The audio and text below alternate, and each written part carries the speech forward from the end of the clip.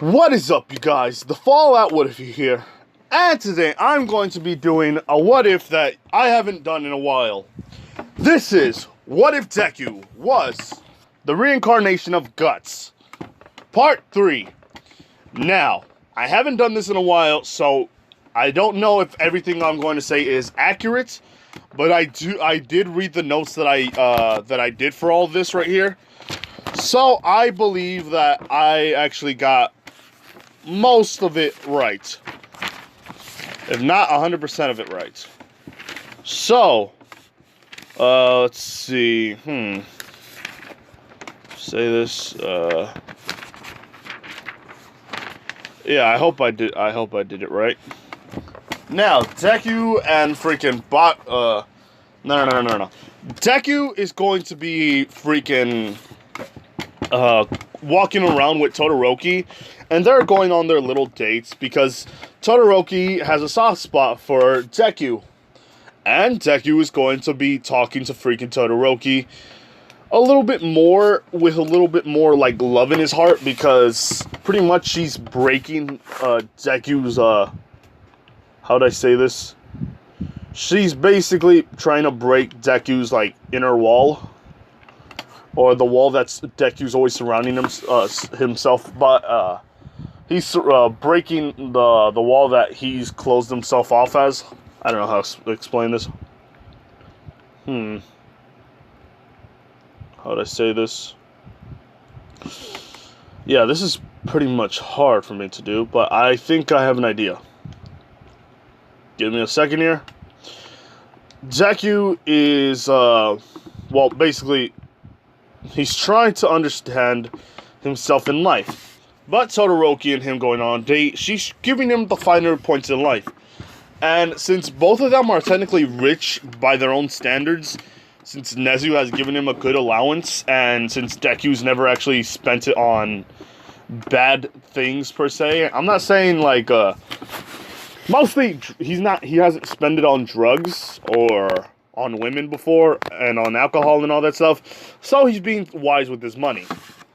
Todoroki doesn't care about what she spends because it's technically her allowance that Endeavor just gives her, just for her not to like do anything bad and be like, oh yeah, I'm running away. This is basically like hush money.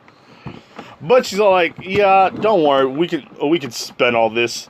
And basically Deku is talking to her, and she's explaining to Deku a lot more things, and Deku's always like just right beside her. And sometimes when nobody's looking, Deku just holds her.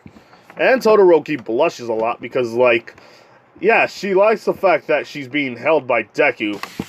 But the fact of the matter is that Deku is, well, basically, Deku's somebody who can never understand. I'm really trying to understand something myself here. But the thing I'm trying to say is this. Deku is trying to be much more human instead of a mercenary. So Deku is just going to talk to her. They do have their own little kissing section, but basically that's it. I will do lemon still. It's just not always going to be. It's not going to be forced into it. It's going to be understood lemon, instead of like, oh yeah, now I understood. Now I understand this. No, it's not going to be like that. Deku's just going to be a much more kinder person to her. So yeah, they do have their own little, their own little things. But that's pretty much what I'm going to tell you. I'm not going to tell you anything else for the time being. For the time being, at least. So now what happens is this. Deku just goes around school and talks to Mai about building him super armor, which will be made out of the metals that he has in his body, or has in his hair. And not only that, since it's charged up with One For All, it's going to be much more, how would I say this? It's going to be much more, I don't know how to explain it. He's going to be much I really don't know how to say this at all. I'm sorry, you guys. But he's much more scary looking when he has the armor on. The first time he ever tested it out, he basically put in 75% of One For All into it. And all it did was basically turn much more, like, the how do I say it? The armor itself turned like this. And Deku was controlling it, and he, since it's not a magical based weapon or armor, and it wasn't made by elves or dwarves or anybody, but just a techno freak, or just like, you know, somebody who likes making stuff, it doesn't affect him at all. This is just what happens. It makes the metal much more harder. It understands the movements of Deku, so it's not going to like hinder any of his movements by any means. Deku cannot be broken easily. Deku has to use like over 100% One For All just to make it crack. So Deku is just running around, and this is actually boosting his speed and his well, let's say his stamina as well, because his stamina is being he's using his stamina all the time to do this, or yeah, he's using stamina to do this. But he's also using how would I say this? Don't really know. Sorry. But here's the thing. Deku can't wear it, even though it's his quirk. He can use a sword, which Mai has also made another sword, especially for Deku. And since Deku is basically someone who kills for a living, or not kills for a living, but since he's used to like attacking and fighting people and all that stuff, he's always used to like making his swords automatically and somewhat combining them. And since he does have a fire quirk, I did whether or not I said that, he still has like, he still can heat up or like use like the flames that Endeavor can use. But Deku doesn't use it all the time. Deku just uses his brute strength. His brute strength. That's so hard to say at times. So anyway, Deku has learned how to make his armor flare up with fire. And kind of like how Ida does his things with the engines, Deku just can shoot out fire out of him where he needs to have it at. And basically Deku can just run like Ida. But Deku does it better because he's attaching it to the part of his back. So when he pushes himself while running, it's basically making him his upper half like lighter in a way, so he can run much more easily. Now, Deku is also Deku is running around, and he's basically training himself while fighting like, how do I say it, monsters, or no. What's his name? The one who can copy himself, make multiple copies. Plasma Man, or I don't really know. His quirk does have to do something with copying people, or making copies of himself. Copycat? Okay, I really don't know. But here's the thing. Deku basically is training himself, and since he could make so many copies of himself, Deku is like training and how to do all this stuff. Not only that, learning how to like dodge and block everybody's attacks. So Deku is getting so used to it. I mean, to the point of he's so used to it that anybody who tries to attack him, he's already 2 steps ahead of them. He's 3 steps ahead of anybody up to this point, because he knows what the person's about to do the moment they do it. Even if he doesn't know what their quirk is, Deku's animal instincts basically take charge at this point. So pretty much Deku's a strong person. We could say that much.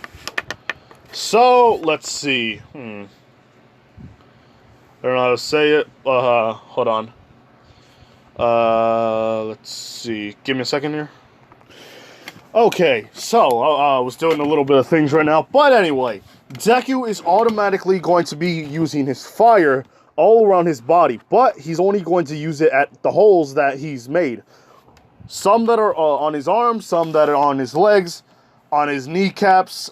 Basically, he's learned a little bit of martial arts as well, but his sword is his main weapon, or main to go, or, you know, his go-to weapon. So, Deku also knows how to, how would I say this? He learned how to, like, use fire and then consume it, and then his blades become fire. But the downside is that he can only do it once every time. Every time he needs to consume fire, he has to consume fire in order for it to work. So he always has to use his fire, but his fire doesn't work. It has to be made. He can use his fire on a stick, and then he can eat the fire on there. But it's kind of hard for him to do things. Give me a second here. Now, here's what's going to happen. After all this training, Deku now knows what to do. Although he's not very good at it right now, he knows how the armor truly, what the armor's strengths and weak points are, but he does not know that there's even more to it than meets the eye. After using 100% of One For All. That will be used in probably the next part. So, Deku and Todoroki, like I said, go to the USJ festival, and after that, they now go all the way to, well, basically they go to the running part, and basically they start off, and it's 3, 2, 1, and go. Everybody goes. They start running, but here's the thing: Todoroki shoots out ice everywhere. And since Deku is very strong, crushing the ice will be no problem. But for the other ones, they're kind of stuck, except for the main characters that were in the story that jumped off. Even Kirishima, since the only power he had was the ultimate jump. But yeah, so Deku is racing off with Todoroki. Todoroki isn't a fast person by nature. Has never actually been racing, but since she is very good at her at ice, she's learned to use her ice and go as fast as she can by how would I say it? By somewhat controlling her ice to a certain degree in her feet, making it to the point where she can now do ice skating. And since she's really fast at it by pushing herself off every second, she's actually going about a good 30 miles. Deku is just jogging with her. It's basically like that. Deku has nobody, basically, how would I say this? She can't do a thing because Deku is so, like, Deku is just Deku. Now, running all the way over there to help her out, it's easy. But since Deku is very good at what he does, how would I say this? Don't really remember what I was going to say, to be honest, but I know one thing. Deku is just automatically just using what's called a good 50%. Now he runs so fast that nobody can actually catch up. The moment he did was when a sonic boom just like hit everybody, like around the stadium, not the stadium, around the racetrack. And yeah, even Todoroki was slowed down for a little bit, but her going 30 miles per hour, her speed still was, you know, impeccable. But anyway, Deku and her are just racing as fast as they can to the finish line. Bakugo is there trying to catch up as fast as he can, but the fact of the matter is that Bakugo and the others are still we're still kind of scared of the fact that what Deku did, and yeah, that's going to be a little still kind of frightening, but they're getting used to it. So now we go off to the whole point of the story where basically Deku hits first place. Everybody does their own thing. Now we go to the cavalry battle. Now, it's going to be different. Deku is going to pick Todoroki, Froppy, how do I say it? Tokoyami, and who else? Tokoyami and yeah, pretty much that's pretty much it. Froppy, Todoroki, Tokoyami, and Guts as well. So, what sucks is the fact that since Deku technically got first place, he's got to be either the horse or the steed. And all of them are like, no, you have to be the steed. You have to be the steed. And Deku's like, but wait a minute, I'm much more bigger and stronger than all of you guys. That wouldn't be such a good idea. And they're like, yeah, we know. You're very strong indeed. But the fact that you are strong is also the fact that nobody can actually mess with you. And since also your fire's all around you, we can basically do that. So basically, Tokoyami is using his Dark Shadow to do all the freaking pushing. And all Tokoyami has to do is just stand there. Stand up.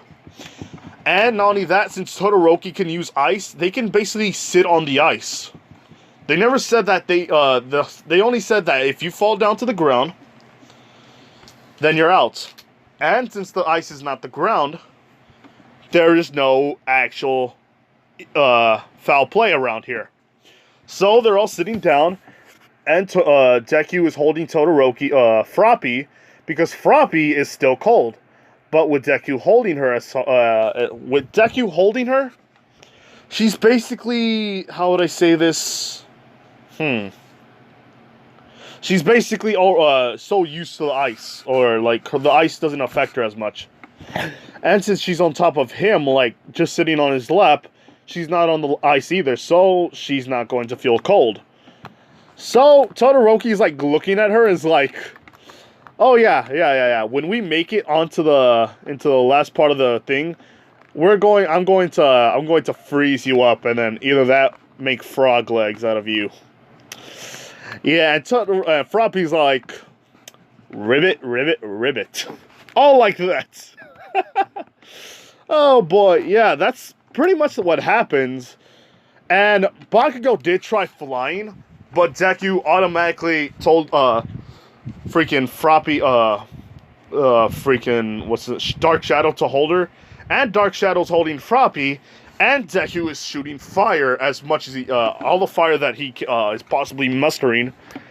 And basically, Bakugo has to go away because now it's like it's like an ice castle, but with a firewall next by it.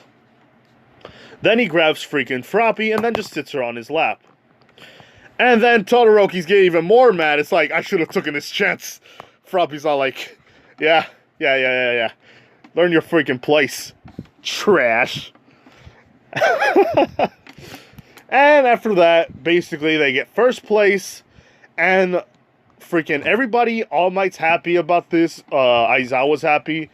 Freaking Nezu's happy because it's like, oh, look at that. Our students, our Izuku is actually winning, or our Guts is actually winning for this time. That's nice.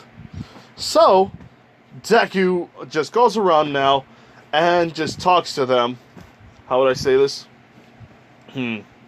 Yeah, he basically just talks to them. That's pretty much it.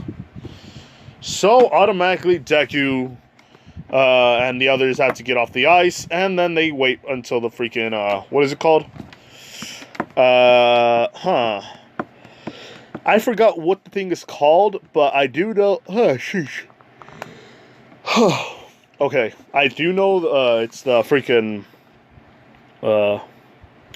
yeah, it's the 1v1 arc, or the 1v1 battle. Give me a second. Okay, I'm back. So, here's what's going to happen. It's Deku versus freaking Shinso. We all know how that goes. Mostly just Shinso losing. But Deku does build him up. Now, how does this work? Well, here's the thing. Deku and Shinso were fighting, and Deku was just about to attack him, but he realized that this kid doesn't have any power to him. So he just stopped his blade because Shinso was like truly terrified. So Deku was like, never mind. I will not kill you. And just kicks him. And then basically Shinso says, I'm not done yet. And he tells him, how come you didn't try to kill me? How come you didn't try to hurt me at all?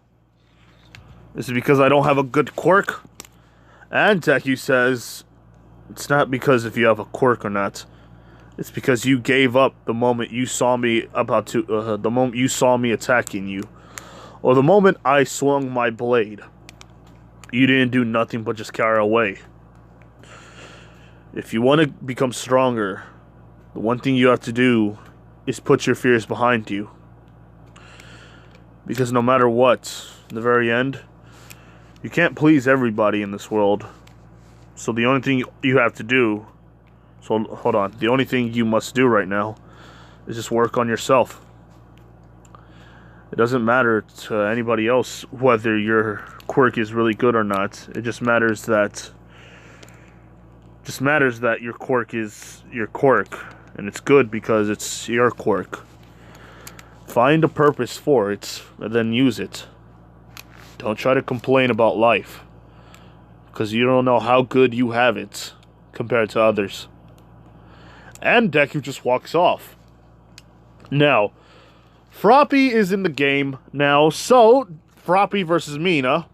Mina loses because Froppy is very agile compared to freaking Mina. And since she can use her frog-like abilities, she grabs Mina's legs and throws her off the ring. Easy peasy lemon squeezy. So, how would I say this? Deku,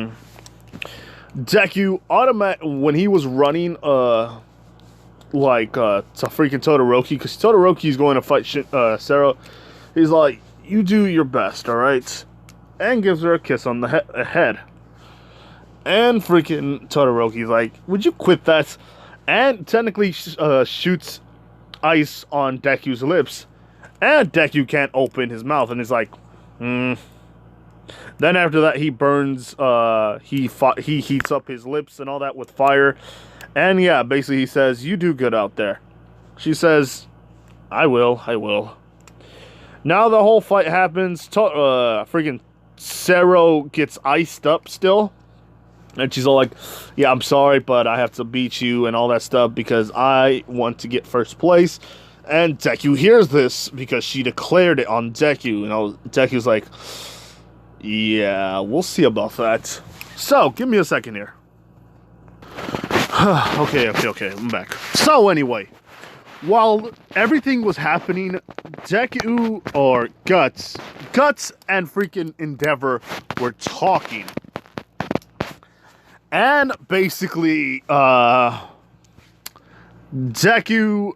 well, basically Guts, Froppy, Todoroki, and Endeavor were all talking.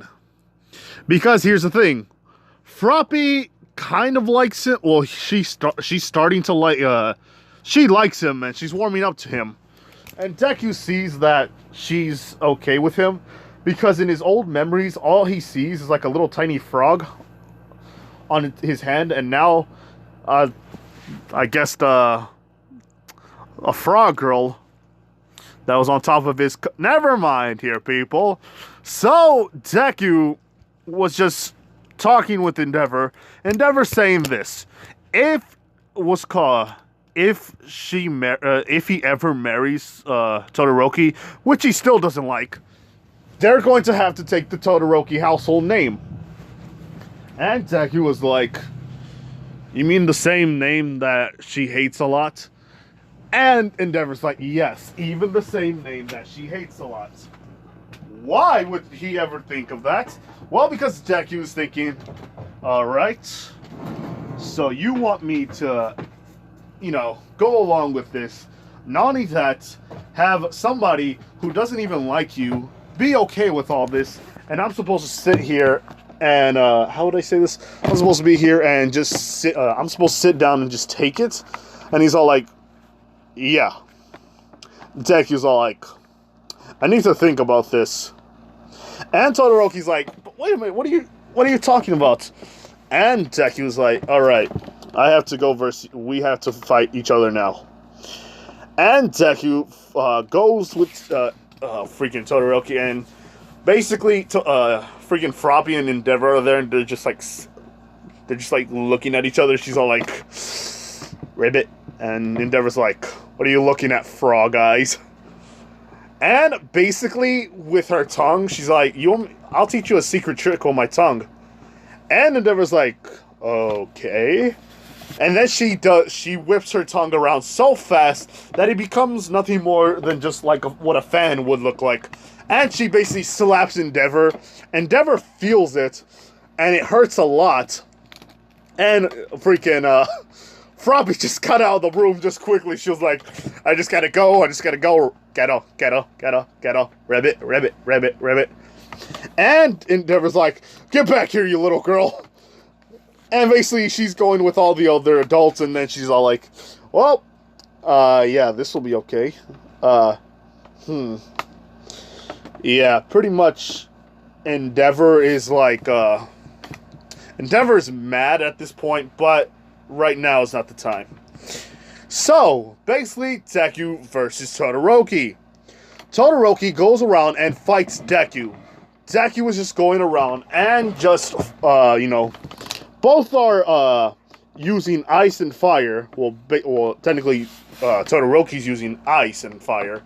Deku's using metal and fire, and Deku's hitting the air every time. He's just doing shockwaves, hitting the air as much as he can with using 50%, and doing it so fast that it kind of looks like Luffy when he goes into basically second gear. I believe that's second gear, and then he's just like doing a gum jet Gatlin, hitting the freaking using the air and just hitting it so fast that it's breaking the ice. And give me a second here. Now, so this is what happens in the very end. Freaking Todoroki is using all the ice that she can and using absolute hot and cold. But having Deku as well using absolute heat and using absolute hot, absolute hot and absolute metal control. And basically, he's basically taking all of Todoroki's freaking fire and using it as his own, because all she can do is shoot fire. She cannot control her fire like Deku can. So basically, Deku was just taking little by little and just putting it on in the freaking air. And he keeps doing it to the point where now she notices what Deku's doing. But it's too late. She can't take it back or anything because she can't control it. But Deku can. Deku is holding all the fire, squeezing it in one certain point in energy, in one singularity. After that, pushing it towards freaking Todoroki, and it's called Sunbreaker, which basically all the fire is being held up in this one sphere, and all that Todoroki can do is use her all of the ice that she can, but Deku just automatically says it's no use, and does the same thing as Goku will do in with the freaking Spirit Bomb, and automatically devastates the whole entire arena, with the fire exploding so fast and so hard that all the people can feel the heat, and everybody is like so like disoriented. But since freaking what's his face, I forgot, Cementos, the cement hero, automatically just shields everything in. Shields everything in. Basically, Deku is the winner because Todoroki just feels hot and she feels tired. Deku just, Deku tells her that I told you I was going to be the number one. But you fought good, Todoroki. And just walks away. Now, Deku just walks out of the arena, not taking Todoroki because she knows that right now, he knows that she's a little bit sad. And all he just has to do is wait for a while. So, all that happens, and that's it. Now, Deku's going to just wait until his next battle. Everything happens. Now this time it's freaking Froppy versus Dark Shadow. She loses because Dark Shadow is super fast and quick when it comes to this kind of stuff. And yeah, she had no chance. But pretty much Deku and freaking Froppy, Froppy and Dark Shadow do respect each other's strengths. But Froppy's mad at herself for not winning. Deku pats her on the head and said that she did fine, but she probably just needs to train more, and that could help her out a lot. Now, give me a second here. Well, basically, Deku's just cheering her up. That's pretty much it. But now it's we're going to the whole point where Bakugo versus Deku.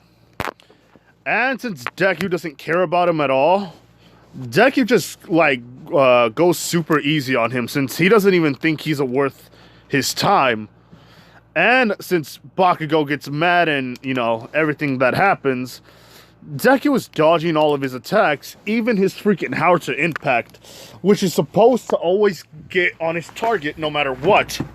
But Deku just knows all of his moves. Bakugo never actually trains himself into doing stuff as, Bakugo never trains himself to do everything. How would I say this? I really don't know how to explain this, but basically, Deku just always is always hiding, or dodging all of his moves because they're just like animal attacks. And since Deku has been in the wild for a very long time, he knows what his moves are.